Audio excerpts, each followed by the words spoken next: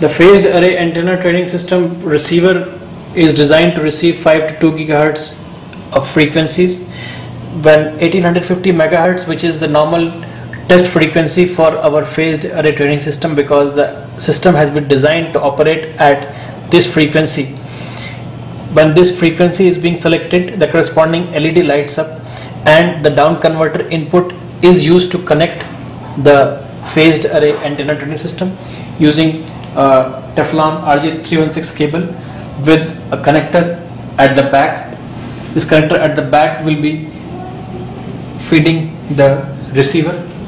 We have to ensure that enough leeway is provided for the cable so that it doesn't entangle. Now the receiver is in auto mode, and when the receiver is in auto mode, it is listening for any trigger pulses from the stepper controller. Right now stepper motor controller is being connected by using a cable, and when the stepper motor is put in the auto mode, the phased array antenna will start rotating in the selected step sizes of say 5 degrees, and its azimuth pattern will be plotted. Before we plot the antenna, we need to make sure that all the pots have been turned completely counterclockwise, and in that case the voltage displayed at the display will be 0 volts, corresponding to 0 degree phase shift of all the antennas, corresponding to the numbers 1, 2, 3, 4, 5, 6, 7, 8 on the phase controllers. Corresponding patch antennas can be found. You can observe that at the back of the patch antennas the corresponding labels have been put so as to identify the patch antenna with the corresponding phase controller.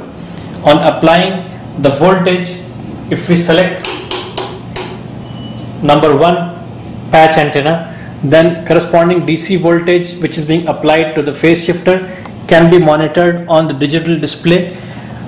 By watching the table on top of the instrument, we can correspondingly calculate the phase shift. These phase shifts will be used to steer the beam.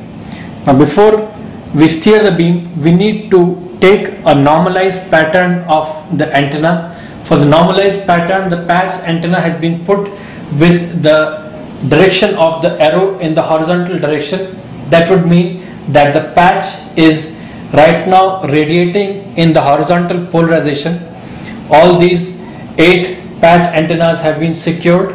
The SMA connectors at the back have been screwed on reasonably tight.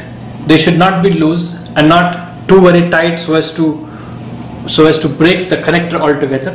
Just sufficient tightening with the hand would be sufficient. Now all these patch antennas are being kept in one plane, and they are all parallel to each other, forming a line, and they are in a horizontal plane. Now we will try to plot the normalized pattern for this particular phased array antenna training system in 0 degree normalized phase position.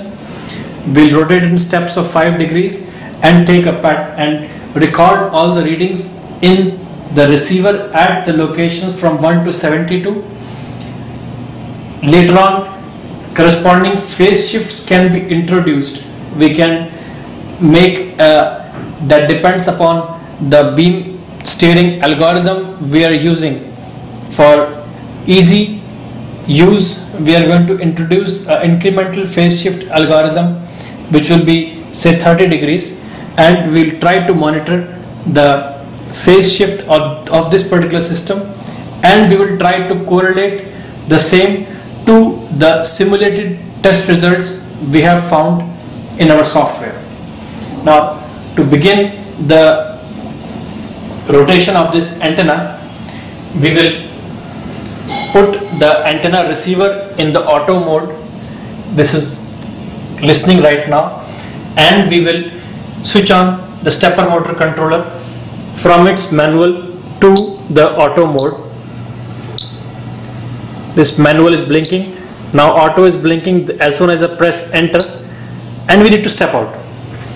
We need to step away because the antenna will start rotating. As you can see, the antenna is rotating and the receiver is recording the RF level readings corresponding to each step increments of 5 degrees. So right now the display of the stepper controller is say 60 degrees.